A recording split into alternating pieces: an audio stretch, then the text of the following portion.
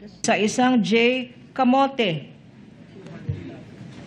200,000 payment of purchase of supplies, 8/11/2023. At itong mangga, gumawa ataw ng fruit salad ito. May kamote, may mangga, may keso, P-1-8-2262, Migi Mango, for 50,000 pesos.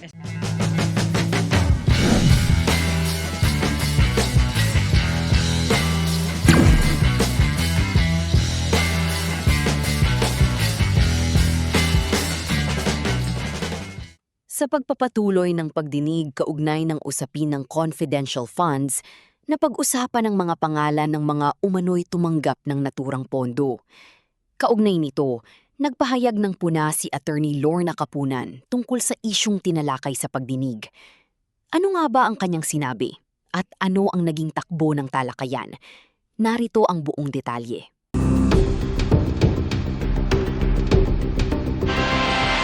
Nakitaan ng Commission on Audit ng paglabag ang tanggapan ni Vice President Sara Duterte sa pag-liquidate ng kanyang confidential funds.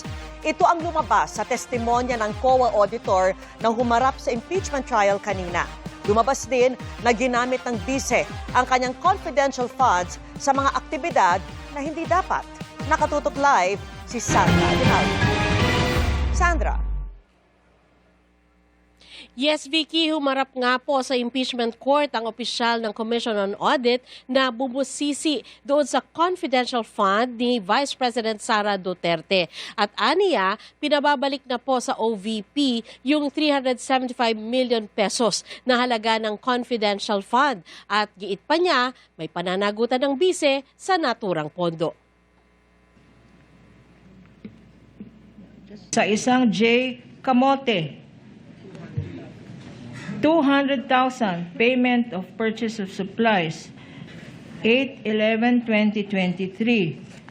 At itong mangga, gumawa ataw ng fruit salad ito. May kamote, may mangga, may keso, P-1-8-2262, Migi Mango, for 50,000 pesos. Sa ganitong paraan, inilarawan ni Attorney Lorna Kapunan ang mga pangalang tunog pagkain na nabigyan ng confidential funds ni Vice President Sara Duterte.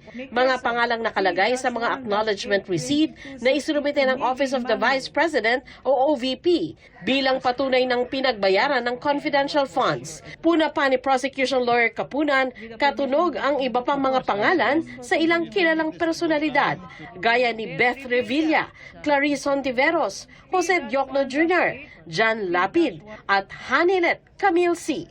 Pati Hart Santiago at Anong Pauco na tila kombinasyon ng tunay na pangalan ng misis ni Presiding Officer Senator Cheese Escudero. Isa sa napuna ng Commission on Audit o COA ang mga ginastosang aktibidad na hindi dapat ginamitan ng confidential funds. Christmas activity in Happyland, Tondo, Manila. Pasasalamat and update meeting TODA in Barangay Batasan Hills, Quezon City. May mga activity tipo dito na pasasalamat, coordination meeting.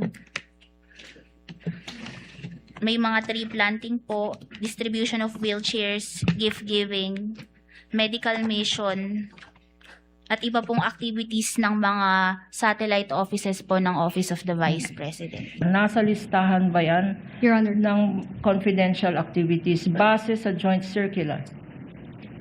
based po dun sa enumeration kung saan gagamitin ang confidential fund, hindi po ito nakasama doon. Nakita rin na nangyari muna ang mga pinakagastos ng aktibidad bago pa makuha ng OVP ang pondo. Sabi ni State Auditor Zailin May del Campo, hindi pwede ito. Ipinakita rin sa pagdinig ang mga acknowledgement receipts para naman sa confidential funds ng Department of Education. Sa panuntunan kasi ng COA, tanging ang Special Disbursing Officer ng ahensya ang maaring mag-release ng pondo. Sa kaso ng DepEd, ito ay si Edward Fajarda. Pero ipinakita sa pagdinig ang mga acknowledgement receipts na pare-pareho ang petsa ng pagre-release ng pondo sa magkakaiba at magkakalayong lugar. Tanong ng prosecution, paano daw ito nagawa ng iisang tao lang sa loob ng isang araw? Kasi nung binabasa ko to, no? Kasi ako, Marvel Comics ang binabasa ko. Superman ang favorite ko. Kung hindi man Superman ang isang SDO, kaya ba niyang puntahan? Sa palagay mo, Your Honor, please. lahat na ito. Your Honor, please. Yes, Counsel for The Respondent. question is speculative, Your Honor. What is speculative about Superman? He can fly anywhere It's a in one day. hypothetical question. Counsel, move on. Move I on, will Counsel. move on, Your Honor. Halimbawa, sa petsang March 15, 2023, base sa mga sinumiting acknowledgement receipt sa COA, 22 na tao ang binayaran sa Quezon City, Olongapo, Laguna, Cavite, Zamboanga City, Surigao del Norte, at iba pa sa loob ng isang araw.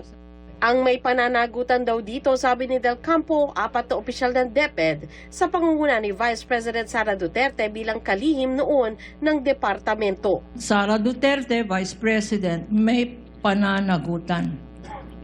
Opo, tama po. Bakit? Anong nature ba ng pondo na yan? Kasi po ito is pondo ng bayan po. Sa testimonya rin ni Del Campo, sinabi niyang nakitaan nila ng violation o paglabag ang Office of the Vice President.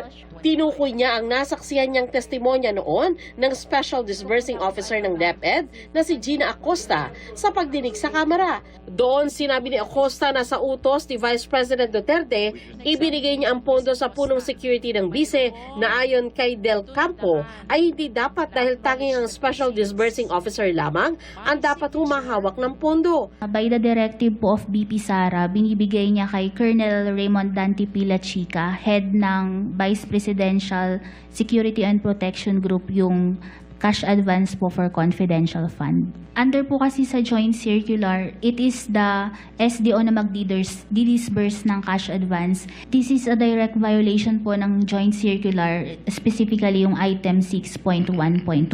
Kasi po, ang nakalagay dito is hindi po pwedeng ibigay ito ng SDO sa ibang officer po. Kaya naglabas na ng Notice of Disallowance ang COA at pinababalik sa OVP ang pondong umaabot sa mahigit 375 million pesos. Gumugulong na daw ngayon ang 6 na buwan na nakalaan para makapag-appeal siya sa COA. Sa pagsisimula naman ng pagdinig, isinumbong ni Counsel for the Prosecution Attorney Lorna Kapunan ang defense panel. Hindi raw ito sumunod sa utos ng presiding officer na magpulong ang magkabilang panig para magkumparahan ng libu-libong mga dokumento nang mapabilis ang proseso. Ito po ang nangyari, na Indian po kami. There is bad faith, Your Honor. Sagot ng depensa, hindi naman raw kailangan pang gawin ang pagpupulong. There's no need for us to actually compare the exhibits that a witness can testify based on a summary. Tinanggap naman ito ni Escudero. Hindi ka, Attorney Lorna, ininjan, baka ginost ka. Kasi hindi ka sinagot eh. Pero hindi ka ininjan, wala namang pinag-usapan date pa eh. Inignore. Ghost na nga eh. Ghost na Ginost, bago ngayon. ginost. Vicky, bukas ay inaasahan naman na sasalang sa cross-examination itong si Del Campo at ang magtatanong naman po sa kanya ay abogado ni Vice President Sara Duterte. Vicky? Maraming salamat sa iyo, Sandra Aguinaldo.